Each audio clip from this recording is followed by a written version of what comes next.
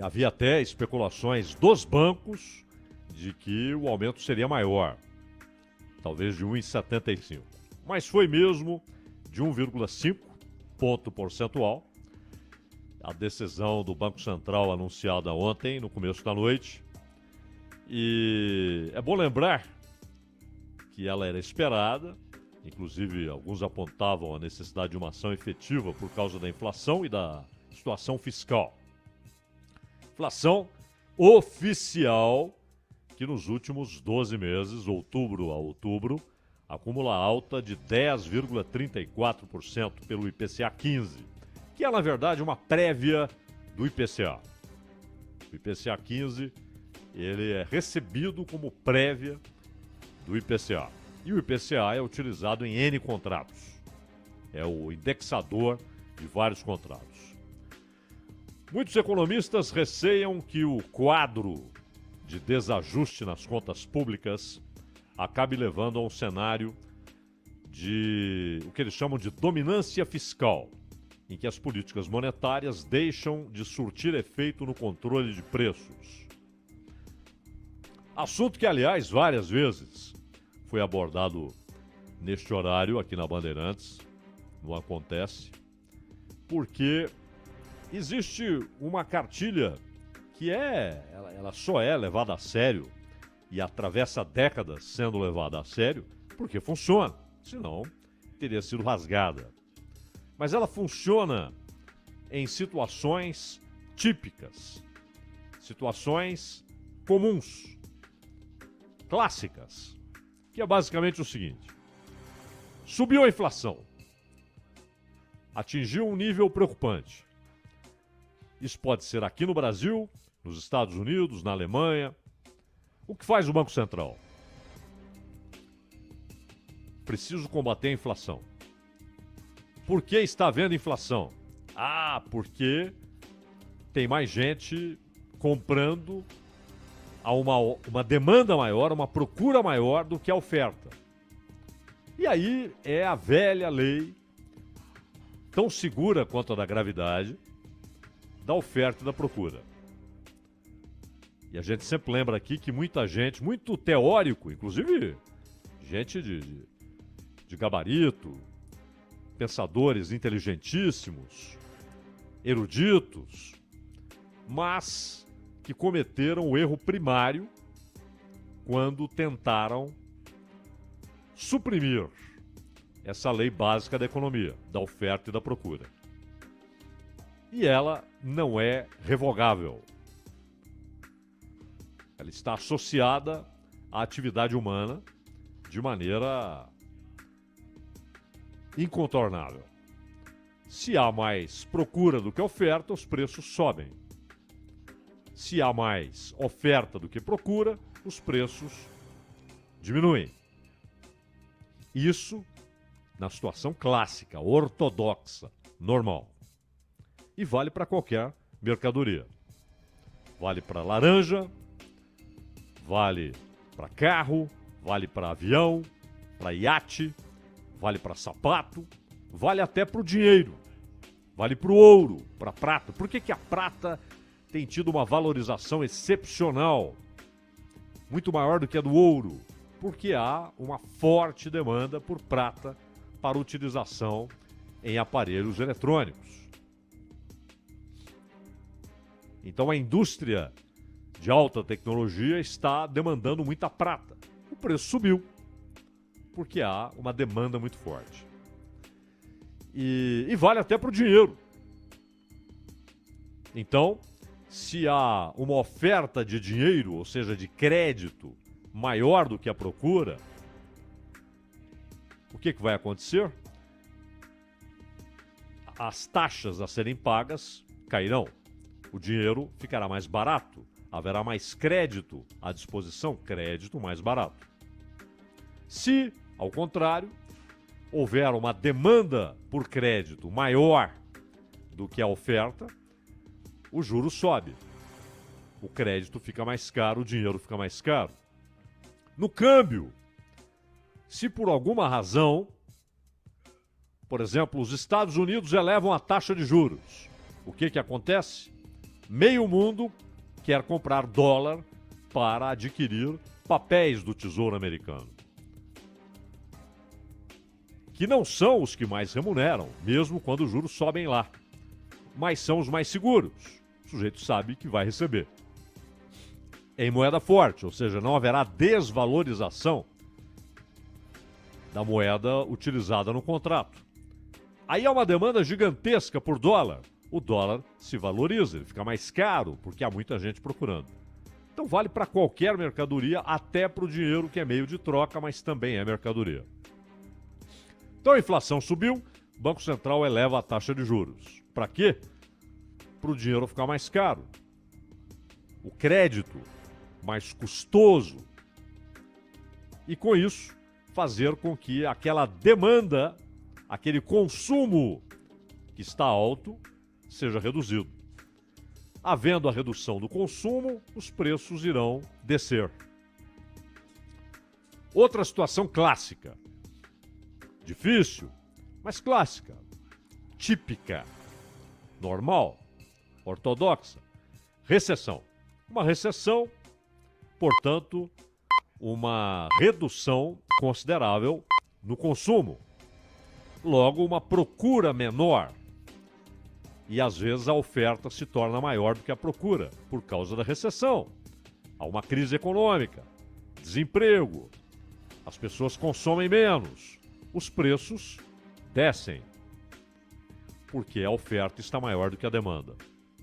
Então o Banco Central, nesse caso, o que ele faz? Ele reduz a taxa de juros. Reduz a taxa de juros para combater a recessão. O crédito fica menos custoso, o dinheiro fica mais barato e a tendência é empurrar a economia. As pessoas voltarem a consumir e aí a tentativa de fazer a roda da economia girar para combater a recessão, para sair da recessão. Mas há casos que não são típicos, não são ortodoxos, não são comuns, são atípicos. E por isso mesmo, a cartilha já não tem o mesmo valor. As consequências não são aquelas quando o Banco Central age em situações típicas para combater a inflação ou para combater a recessão. E o que está acontecendo hoje é uma situação atípica. Já tivemos, por exemplo, um cenário de estagflação. Economia estagnada e a inflação subindo. Só que a estagnação foi tão prolongada que chegou um momento, a inflação parou de subir, fez a curva e começou a descer. E aí, todos se lembram, né? Do Meirelles batendo no peito. Eu derrubei a inflação. Para com isso, né? Foi a recessão que derrubou a inflação. Simples. Não tem... Aconteceria se não houvesse um ministro da Fazenda ou da Economia, o nome que seja, dependendo da época, ela cairia. Porque o consumo desabou. Só que agora, no Brasil, porque há um fenômeno inflacionário em boa parte do mundo. Em países com situações socioeconômicas bem distintas uns dos outros. A situação da Alemanha é muito diferente da nossa, mas lá a inflação está preocupando. E olha que há pouco eles estavam preocupados com a deflação, porque ela era um sintoma claro, inequívoco, de baixíssima atividade econômica. Tanto que os juros se tornaram negativos na Alemanha e no Japão, por um tempo. Era uma maneira de fazer com que o sujeito, em vez de buscar renda, como é que ele ia buscar renda com juro negativo? Ele deposita 100 e devolve 90 para ele, ou 99, ou 95. A ideia era, ele não vai aplicar, que ele use no consumo ou no investimento produtivo,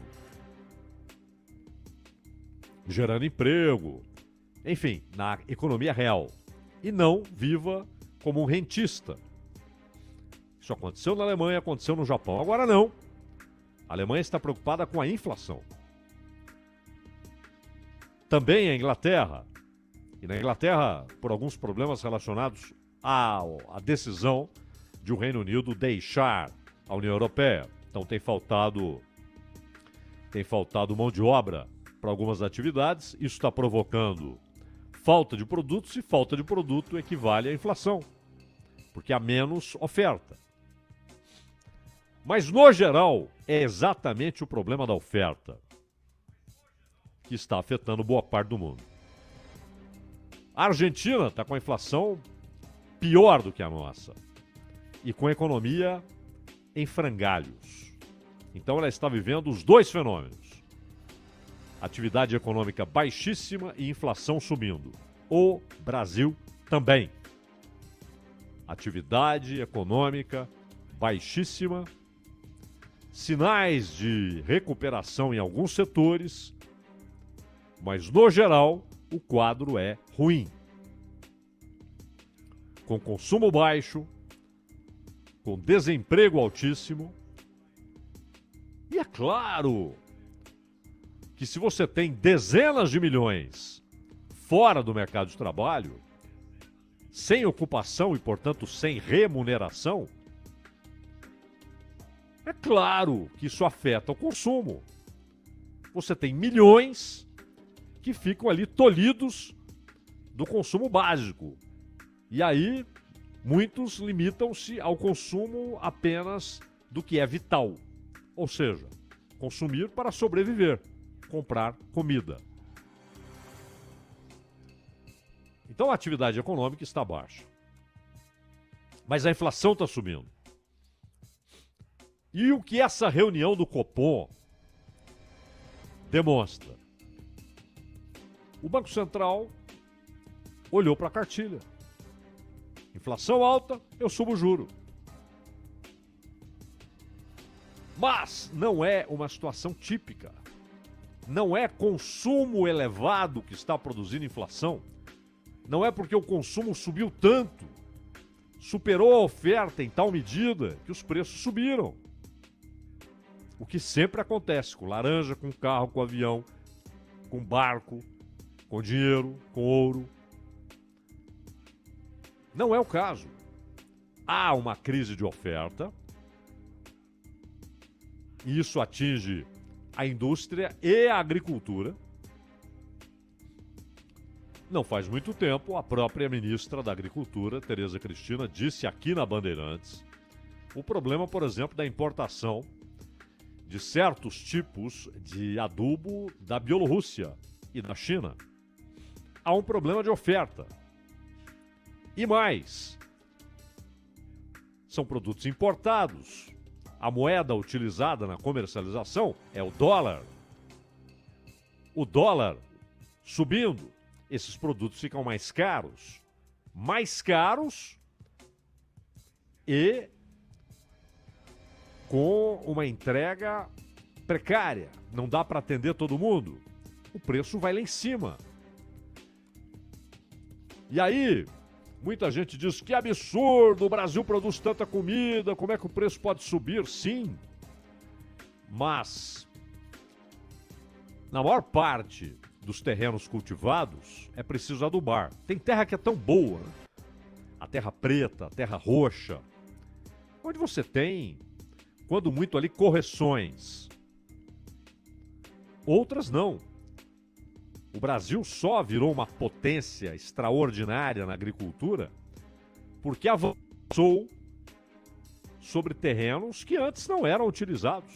Eu me lembro quando a soja chegou no Cerrado, num trabalho genial de pesquisa do Instituto Agronômico de Campinas. Eles lançaram na época uma soja denominada IAC-8, IAC, Instituto Agronômico de Campinas, 8, e que era adequada para Cerrado. Cerrado passou a produzir soja, muito milho, safrinha de milho, ou seja, não produzia só na safra tradicional, naquele período tradicional, Mas aí com sistemas de irrigação era possível produzir em outras épocas feijão produzido na safrinha. Então, houve muito investimento particular dos produtores para que houvesse esse salto e o Brasil se tornasse uma das maiores potências na produção agrícola no mundo. Só que você usa muitos insumos importados. E eles são pagos em dólar. Isso encarece a produção.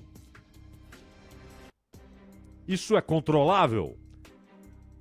A taxa de juros vai mudar esse cenário? Ah, pode mudar. Porque juros mais altos podem fazer muita gente desistir de correr para o dólar ou vender os dólares que tem para investir aqui no Brasil, em certificados bancários, etc. Enfim, ganhar dinheiro com juro. Porque com juros baixos muita gente correu para o dólar. É verdade. Então você pode ter efeito aí no câmbio. Mas você não terá efeito na oferta, porque a oferta é internacional. Continuamos sem nenhum poder de interferência na oferta do que vem da Bielorrússia, do que vem da China. No caso da Bielorrússia, tem razão de sanções internacionais contra a ditadura do Lukashenko. Agora, a indústria sofre porque está faltando muita coisa. Muitos produtos que são usados, inclusive em embalagens, ou na produção direta daquilo que é fabricado e vendido, está faltando. E quando você consegue, o preço está lá em cima, é em dólar. E a moeda que você recebe no mercado interno é real. Ou seja, você tem cada vez menos poder de compra daquilo que é pago em dólar. Quem exporta tem a vantagem de receber em dólar e a vantagem de, por produzir em real, colocar o produto de maneira mais competitiva no mercado internacional. A economia é assim. Há ganhos e perdas em qualquer situação. E às vezes o mesmo agente tem uma perda aqui compensada por um ganho ali, ou o inverso. Ele tem um ganho ali que é anulado por um prejuízo acolá. No câmbio isso funciona. Você compra produtos em dólar e exporta em dólar. Então você tem ganhos e perdas e aí às vezes o balanço é positivo, às vezes é negativo. Mas aqui dentro, para além da oferta de produtos importados, e há uma crise de oferta, e também, independentemente da capacidade do Banco Central, não apenas de oferecer dólares para reduzir o valor do dólar em comparação com o real, ou seja, ofertar mais dólar, né? Já está provado que o que o Banco Central pode oferecer no dia a dia não tem sido suficiente. Elevar a taxa de juros provavelmente causará efeito no valor do dólar em relação ao real. Porque muita gente vai falar, opa, vou vender os dólares e com reais investir em papéis internos, privados ou públicos. Pode ser. Mas há um outro efeito. A Selic subindo, isso encarece a dívida pública. Bom, ontem mesmo, Bolsonaro, arredondando números, disse o seguinte: a nossa dívida é de 6 trilhões de reais. É pesado. Imagina o serviço da dívida.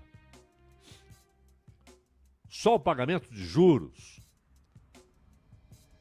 a dificuldade de realizar amortizações e mais. O rombo cresce e o governo vai buscar novos financiamentos e se endivida com novos títulos. E se ele mostra dificuldade de honrar compromissos, os potenciais novos credores querem juros mais altos e prazos mais curtos. É um enrosco, é uma encrenca. Mas e a inflação? Que é o que o Banco Central quer combater. Opa, juro mais alto, dinheiro mais caro. Uma consequência inevitável com dinheiro mais caro é maior dificuldade de investimento e de consumo. Ou seja, um país que precisa desesperadamente crescer, produzir, abrir portas, gerar empregos com juros mais altos, terá um caminho muito mais espinhoso, difícil, para voltar a produzir em níveis aceitáveis, níveis que produzam milhões de empregos, que produzam renda mais alta, que produzam mais consumo e, portanto, mais produção, e mais emprego, e mais renda, salários melhores. O velho círculo virtuoso da economia.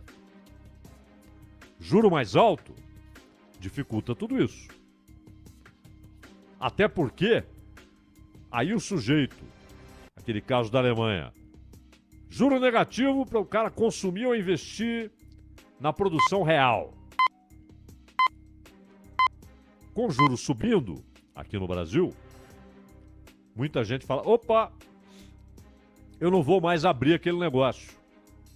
Eu vou voltar a colocar o dinheiro no banco. Eu não vou consumir. Eu vou buscar renda no banco. E aí, voltar a crescer é muito mais difícil. Mas há um problema imediato, a inflação. Aliás, vários economistas reagiram batendo palmas para o Copom. Alguns editoriais que, aliás, podem ser copiados de outros que foram escritos há 15 anos. O Banco Central tem de zelar pelo combate à inflação, claro. Essa é uma das funções primordiais do Banco Central.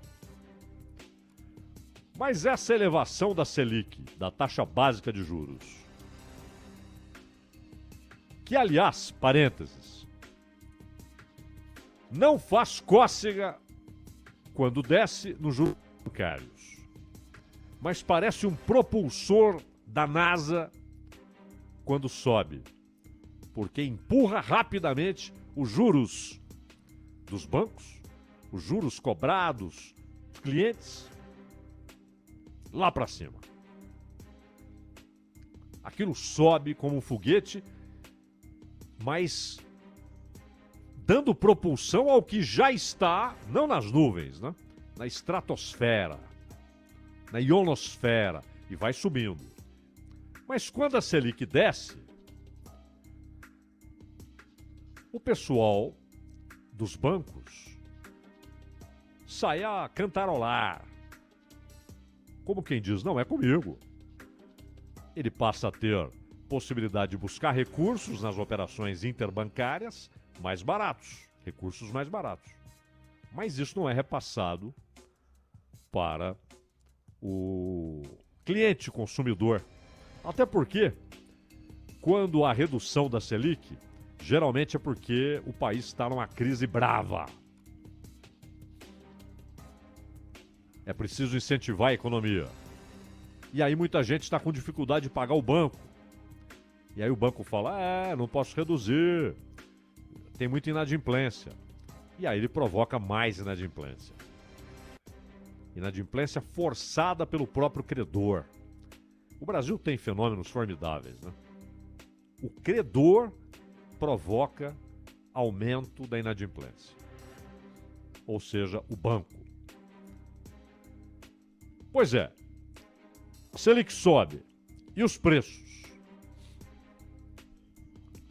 Porque qual é a ideia? Consumam menos, hein? Eu vou subir a taxa de juros, o dinheiro vai ficar mais caro. Parem com esse consumo exacerbado. Só que você está dizendo isso para um povo que não está consumindo. Claro, óbvio, você tem alguns milhões cujo nível de vida não foi atingido. E alguns milhares que ficaram muito mais ricos nesse período todo. E continuam ganhando rios de dinheiro, inclusive os bancos. Mas a grande massa, que é consumidora, que é o grande mercado que todo mundo adula nas palavras, temos um mercado. Essa gente não está conseguindo consumir o que gostaria. Muitos reduziram drasticamente o consumo, estão só no básico. E muitos estão consumindo só o vital, a comida. E há, infelizmente, também muitos que têm, dia após dia, a dúvida cruel. Comerei? Meus filhos almoçarão? Terão comida? Amanhã terão comida? Juros altos provocam mais dificuldade de sair desse lamaçal, não é? Sim, mas e a inflação? Pode haver um efeito indireto, ou seja, se de fato juros mais altos empurrarem o dólar para baixo, isso pode, pelo menos, estancar a loucura da Petrobras de aumentar preço de 15 em 15 dias. Opa! E aí você tem outras consequências. E eu digo parar de subir, porque pensar em redução de preço a curto prazo parece difícil. Até porque a Petrobras continua alegando que os preços aqui estão defasados em relação ao mercado internacional. É verdade, senhor presidente da Petrobras. Mas nós não ganhamos em dólar. Nós não ganhamos em dólar. Ganhamos pouco e ganhamos em uma moeda fraca. E o senhor só está raciocinando a defasagem em dólar para o preço cobrado, por exemplo, nos Estados Unidos ou na Noruega. Noruega que nada em petróleo, né? Ou na Inglaterra, onde a gasolina subiu. Na França subiu, o governo até deu dinheiro para o pessoal. Só que eles ganham em euro na França. E não é assim, ganham em euro, mas gastam em euro. Sim, mas se você compara o que um brasileiro ganha em euro e o que um francês ganha em euro, e o que o brasileiro gasta em euro e o que o francês gasta em euro, você vai perceber a gigantesca diferença. A nossa capacidade de absorver aumentos assim é muito menor. Então pode haver um impacto indireto. E aí, se a gasolina pelo menos para de subir, principalmente o diesel, você pode ter efeito no preço do frete e, portanto, no preço dos alimentos que são transportados. E a eletricidade? Zero. Não, mas tem o gás que abastece as termoelétricas. Se o dólar reduz, sim, você vai ter um efeito daqui a muito tempo. Porque nós estamos pagando contas atrasadas para as termoelétricas. Não estamos pagando o custo de agora, isso ainda virá, essa conta ainda virá. Com bandeira vermelha nível 2. Uma indecência. E a comida, claro, óbvio, havendo redução do dólar, você tem tateamento da produção, mas é preciso saber qual será a demanda externa para saber qual será a oferta interna. E, claro, o clima. Laninha dará as caras de novo, teremos seca prolongada o ano que vem. Então, sim, a elevação da taxa de juros, na medida em que ela pode, porque depende de outros fatores, se o Banco Central dos Estados Unidos aumenta a taxa de juros lá, um abraço. Está anulado o efeito aqui. De novo, o povo corre para o dólar. Mas pode ter um efeito no câmbio e aí um efeito indireto nos preços. Mas uma coisa é certa. O crescimento a geração de empregos, investimento produtivo, a volta de salários mais decentes ou decentes, dignos, mais consumo e mais emprego, enfim, fazer a roda girar, com a decisão de ontem, ficou mais difícil. Ronald. Bandeirantes acontece com a sua participação sempre aqui e a possibilidade de você ouvir o comentário de abertura, o editorial aqui do Acontece do Cláudio Zaidan, quantas vezes você quiser. É só entrar no site da Rádio Bandeirantes. Lá estão todas as conexões possíveis para você ter acesso aos nossos conteúdos, entre eles o Entendendo a Notícia, que é exatamente o tema de abertura, o editorial do Cláudio Zaidan aqui no Acontece. Rede Bandeirantes de Rádio. Bandeirantes Acontece.